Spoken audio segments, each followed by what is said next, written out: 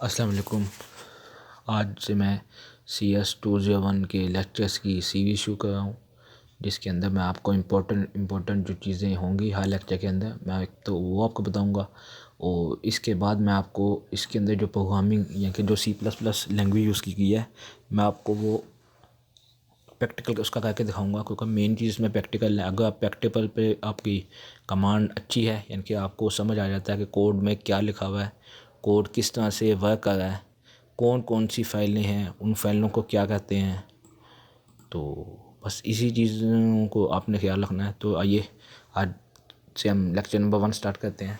अच्छा, इसके अंदर समरी के अंदर हमने लिखा हुआ है 5 पॉइंट लिखे हुए हैं कि एक तो हमें पता ये होना चाहिए कि प्रोग्रामिंग है क्या, प्रोग्रामिंग क्यों ज़रूरी है, ठीक है, कौन कौन सी हमें स्किल्स चाहिए जिसकी मदद से हम प्रोग्रामिंग कर सकते हैं।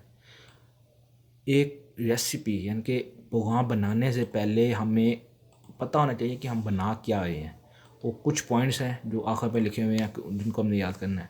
तो सबसे पहले प्रोग्रामिंग क्या है,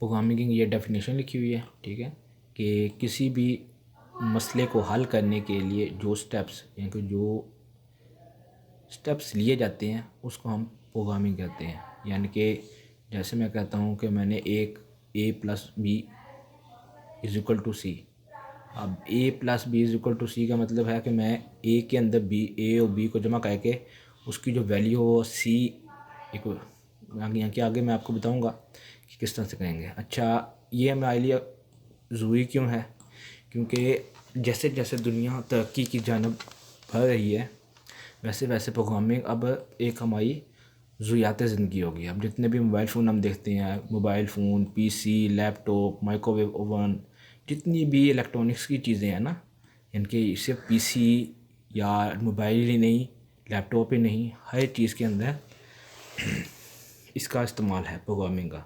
यानी कि हम देखते हैं कि हम सिर्फ एक बटन दबाते हैं, वो ओवन स्टार्ट हो जाता है, ओवन के अंदर हमने एक टाइमिंग सेट कर देते हैं, ऑटोमेटिकली उस टाइमिंग के बाद बंद हो जाता है। तो इन्हीं चीज़ों को हमने आगे भी देखना है कि किस तरह से हम इनके ऊपर काम कर सकते हैं। अच्छा, स्किल्स क्या चाहिए इसके अंदर में, स्किल्स के अंदर पे अटेंशन टू डिटेल। सबसे मेन चीज़ कि हमें डिटेल्स के ऊपर बहुत तवज्जो देनी है। डिटेल्स के ऊपर तवज्जो कैसे देनी है कि हमने जब भी कोई प्रोग्राम बनाना है, कोई भी छोटा हो बड़ा हो, कोई भी प्रोग्राम हो, हमने सबसे पहले उसकी जो डिटेल्स हैं उसके ऊपर हमने फोकस करना है। अच्छा, इसके बाद थिंक अबाउट द यूएजेबिलिटी, इनके एक चीज़ जो हमने बना ली है हमने उसको दोबारा यूज़ करना है अपनी ज़िंदगी में, यूज़ हो सकती है तो उसको हमने यूज़ करना है। अच्छा, इसके बाद यूज़र इंटरफेस, सबसे मेन चीज़ जब हम प्रोग्राम बनाते हैं, क्योंकि एक जो यूज़र हमारा प्रोग्राम यूज़ करेगा उसे नहीं पता कि बैकएंड में ये वर्क कैसे करेगा, उसे नहीं पता प्रोग्रामिंग क्या है, लेकिन जब वो इंटरफेस देखता है तो उसे इंटरफेस देखते ही समझ आना चाहिए ये प्रोग्राम क्या है, किस तरह से काम करता है, वो ये कौन कौन से काम कर सकता है।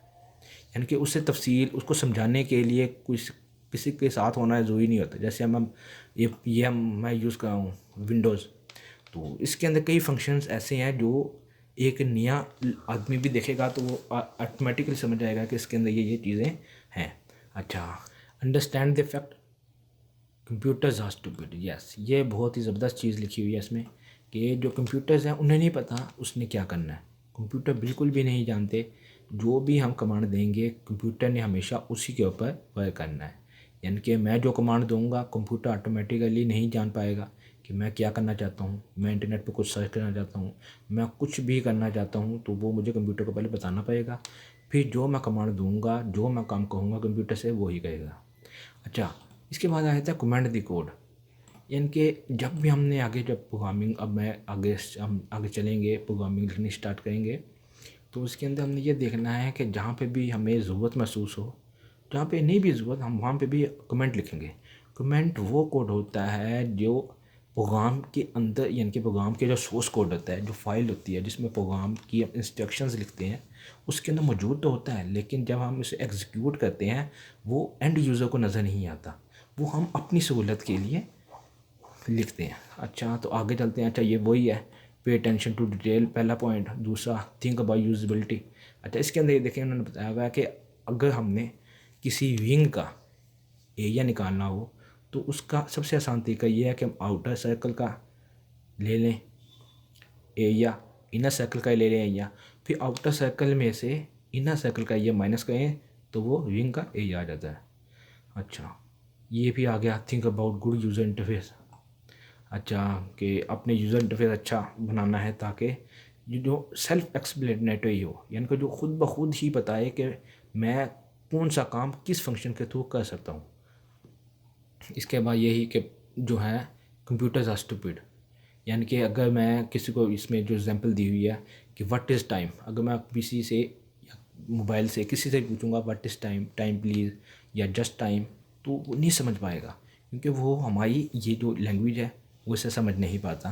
तो यही लिखा हुआ है कि ये हमने बताना है कि किस तरह से आपने वर्क करना है जब कोई यूज़र आपसे कोई भी जवाब पूछे, कोई भी सवाल पूछे या कोई भी काम करने को कहे तो वो आपने करना है। अच्छा, कमेंट द कोड, ये बहुत अच्छा। इसके बाद आ जाता है प्रोग्राम डिज़ाइन रेसिपी। अच्छा, इसके अंदर ये है कि हमने देखना है कि एक प्रोग्राम को बनाने के लिए उसको किस तरह से हम बेहतर से बेहतर बनाएं या किस तरह से हम उसको, यानी कि सबसे पहले हमने सोचना है कि वो प्रोग्राम क्या है, क्या काम करेगा, वो किस तरह से काम करेगा। तो बस इसी चीज़ के बारे में अब डिटेल दी हुई है इसमें।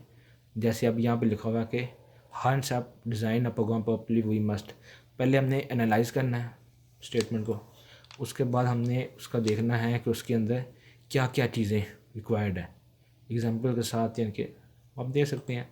बाकी यानी कि जब हम आगे कहेंगे तो हमें इजीली समझ आ जाएगा। अच्छा, formulate statement comment in PCS language. अच्छा, आगे यानी कि 3-4 पॉइंट दे रहे हैं, पे अटेंशन टू डिटेल, फिर नीचे लिखा हुआ है क्योंकि ये मेन है, क्योंकि अगर आप डिटेल्स पे आप नहीं तवज्जो देते तो कई बार आप प्रोग्राम तो बना लेंगे लेकिन बाद में कई आपको ऐसे मसाइल आएंगे जिसको हल करना बहुत। तो आगे हम देखते हैं आगे क्या है। अच्छा, आगे अच्छा हाँ, जो मैंने बताया था पहले पॉइंट टू मेंबर, यानी कि जो पॉइंट्स हमें हमने याद रखने हैं उसमें ये है कि ये 4-5 पॉइंट दिए हैं कि do not assume on the part of the user, आपने कभी भी यूज़र के ऊपर नहीं आना।